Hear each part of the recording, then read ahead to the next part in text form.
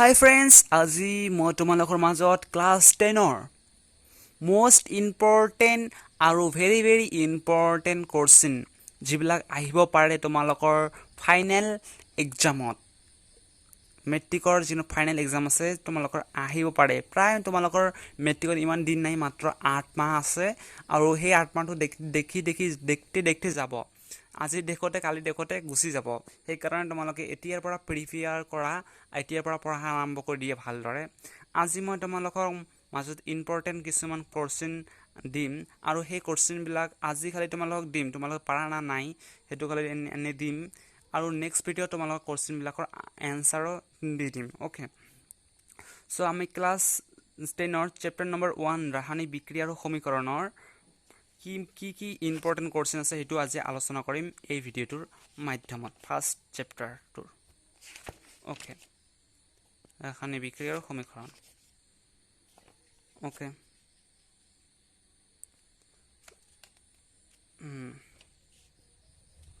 so তোমালোকে এই চেপ্টাৰটোৰ মূল বস্তুটো হৈছে কি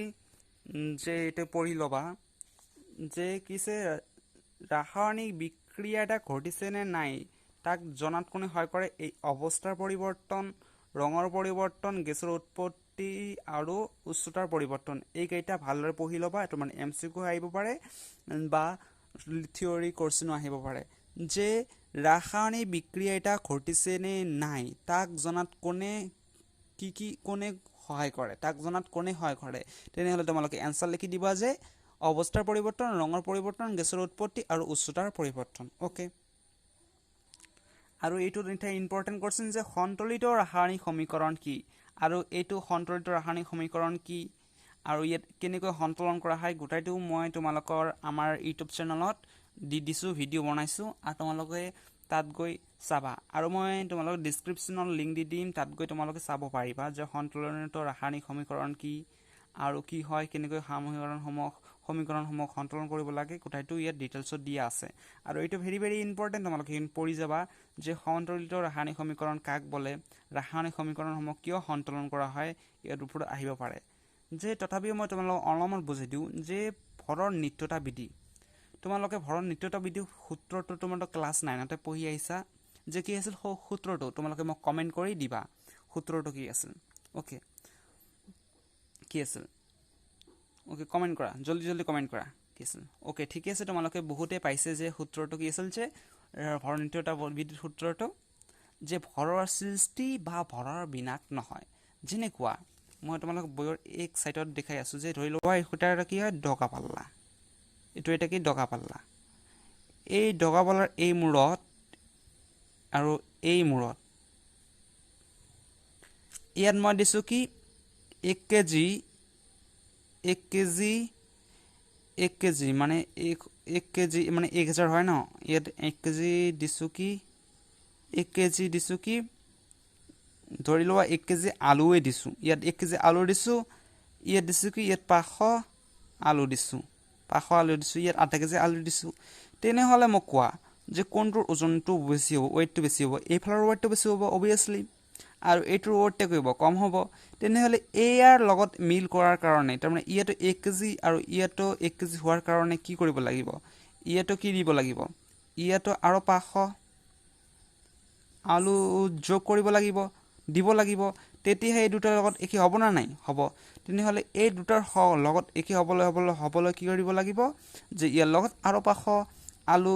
দিব লাগিব আধা কেজি দিব লাগিব তেতিয়া ইয়াতে 1 কেজি ইয়াতে 1 কেজি তেনেহলে ইয়াত কি হ'ব হে ডগা পাল্লাটো যেটো কাটা আছে এটো সমান হৈ থাকিব না নাই থাকিব তেনেহলে ইয়াত ভৰ সৃষ্টি বা ভৰ বিনাশ হ'ব নাই হয়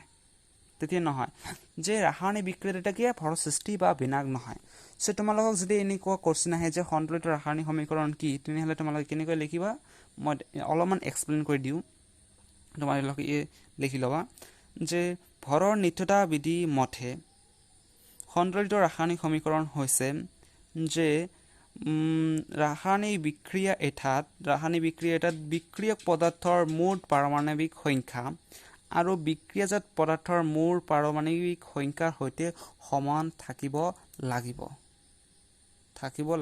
এনেকৈ লিখে ওকে এনেকৈ মই অলপমান টাস্ক দিলু এনেকৈ লিখিবা আৰু তোমালোকক মই নেক্সট ভিডিওত ইয়াৰ এনসাৰটো দি দিম ইয়াৰ মোস্ট ইম্পৰ্টেন্ট তাৰ পিছতে মই যাওঁ ব্লেক আৰু সন্তলিত কেনেকৈ কৰে সেইটো তোমালোকে ভালকৈ পঢ়ি ল'বা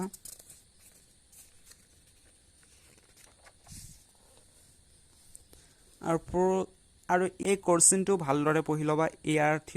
থিওৰি যিমান কোশ্চেন আছে প্ৰশ্নাৱলীত সেই সকলোবিলাক ভালদৰে পঢ়ি ল'বা তাৰপিছত সংযোজন বিক্ৰিয়া আৰু বিযোজন বিক্ৰিয়াৰ ওপৰত মই এটা ভিডিঅ' বনাই দিছোঁ তাত গৈ তোমালোকে চাবা আৰু সংযোজন বিক্ৰিয়াটো কি হয় বিযোজন বিক্ৰিয়া হয় কি হয় তোমালোকে ইয়াত ভালদৰে ডিটেইলছত দিয়া আছে আৰু তোমালোকে ডিছক্ৰিপশ্যনৰ লিংক দি দিম তোমালোকে তাত গৈ চাব পাৰিবা এইটো মষ্ট ইম্পৰ্টেণ্ট কোশ্চেন সংযোজন বিক্ৰিয়া আৰু বিযোজন বিক্ৰিয়া কাক বোলে তোমালোকে আহিব পাৰে আৰু কেনেকৈ কাক সংযোজন বিক্ৰিয়া কোনটো সংযোজন বিক্ৰিয়া গোটেইটো আহিব পাৰে এইটো ভালদৰে তোমালোকে পঢ়ি ল'বা মই ডিছক্ৰিপশ্যনৰ লিংক দি দিম তোমালোকে যাই তাত গৈ চাবা আৰু এইটো ভালদৰে পঢ়িবা ইয়াত যেটো 1 2 3 বুলি দিছে এই গোটেইটো পঢ়িবা এই কোশ্চেনটো 2023 আহিছে পৰীক্ষাত বিযোজন বিক্ৰিয়াৰ ওপৰত দিছো আৰু এইটো সমীকৰণ তোমালোকে একেবাৰে মনত ৰাখিবা যে কি হয় যে কলা বগা ফটোগ্ৰাফত কোনটো সমীকৰণ ব্যৱহাৰ কৰা হয় তোমালোকে এটো লিখি দিবা এটো আহিব পাৰে এটো ভালদৰে মনত ৰাখিবা আৰু এই কোশ্চেন বিলাক ভালদৰে পঢ়িবা ইলে ভেৰি ইম্পৰ্টেন্ট এইবিলাক ভেৰি ইম্পৰ্টেন্ট প্ৰশ্নাৱলী তোমালোকে সকলো প্ৰশ্নাৱলী যিমান প্ৰশ্ন আনসাৰ দি আছে কোঠাইটো ভালদৰে দেখিবা আৰু অপহৰণ বিক্ৰিয়া আৰু প্ৰতিস্থাপন বিক্ৰিয়া কাক বোলে ইয়াৰ ওপৰত মই এটা ভিডিঅ' বনাই দিছো তাতকৈ তোমালোকে চাবা মই ডেসক্ৰিপচনৰ লিংক দি দিম ওকে এইটো ইম্পৰ্টেন্ট হয় অপহৰণ বিক্ৰিয়াৰ ওপৰত দি দিম আৰু এইখিনি অলপমান চাবা জাৰণ বিজাৰণ বা ৰিডক্স বিক্ৰিয়া এইটো কাক বোলে এইটো ভেৰি ইম্পৰ্টেন্ট তোমালোকে এই ডেফিনেশনটো ভালদৰে পঢ়িবা আৰু পঢ়ি ল'বা আৰু তাৰ ওপৰত মই এটা নেক্সট ভিডিঅ' যেটো আছে তাত বনাই দিম তোমালোক এই ভিডিঅ'টোত খালি ইম্পৰ্টেন্ট আনসাৰ আজি কোশ্চেন দেখাই আছো নেক্সট ভিডিঅ'ত মই তোমালোকক আনসাৰটো দি দিম ওকে আৰু দুৰ্গন্ধিত বা ৰেষ্টিডিটি এই কোশ্চেনটো তোমালোকে ভালদৰে পঢ়িবা এইটোখিনি ক্ষয়ভৱন কি এইখিনি ভালদৰে পঢ়ি ল'বা আৰু এই প্ৰশ্নাৱলী গোটেইটো ভালদৰে পঢ়িবা ওকে ইম্পৰ্টেন্ট হয় আৰু অনুশীলনী বিলাকো দেখি ল'বা অনুশীলনীৰ ভিতৰত এইটো ভেৰি ইম্পৰ্টেন্ট হয় এইটো হয় আৰু এইটো মোষ্ট ইম্পৰ্টেন্ট হয় তোমালোকে এই তিনিটা ভালদৰে পঢ়িবা আৰু এইবিলাকটো পঢ়িব লাগিব আৰু এইটো থিওৰি কোশ্চেন মই এতিয়া ক'লো যে সন্তলিত ৰাসায়নিক সমীকৰণ কি ৰাসায়নিক সমীকৰণসমূহ কিয় সন্তৰণ কৰিব লাগে এইটো ভালদৰে পঢ়ি ল'বা আৰু এইটো অপহৰণ আৰু অপহৰণ বিক্ৰিয়াৰ মাজত পাৰ্থক্য লিখা এই বিক্ৰিয়াবোৰৰ বাবে সমীকৰণ লিখা এইটো ভেৰি ইম্পৰ্টেন্ট হয় এইটো তোমালোকে পঢ়ি ল'বা আৰু অধক্ষেপণ বিক্ৰিয়া মানে কি উদাহৰণ দিয়ে এইটো ভালদৰে পঢ়ি ল'বা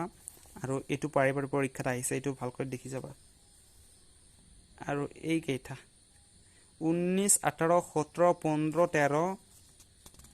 13 লগতে 11 10 আৰু 9 আৰু 4 এই কেইটা ভালদৰে পঢ়িবা ওকে আজিৰ কাৰণে এইখিনি ভিডিঅ' আৰু নেক্সট ভিডিঅ' তোমালোকৰ মাজত কোশ্চেন আনসাৰ আলোচনা কৰিম আৰু এনেকৈ তোমালোকে ইম্পৰ্টেন্ট কোশ্চেন দি থাকিম আৰু এনে ধৰণৰ ভিডিঅ' পাবলৈ হলে আমাৰ চেনেলটো সাবস্ক্ৰাইব কৰি ল'বা তাৰ কাৰণে তোমালোকে ভালে থাকা সুস্থ থাকা গুড নাইট এভৰিৱান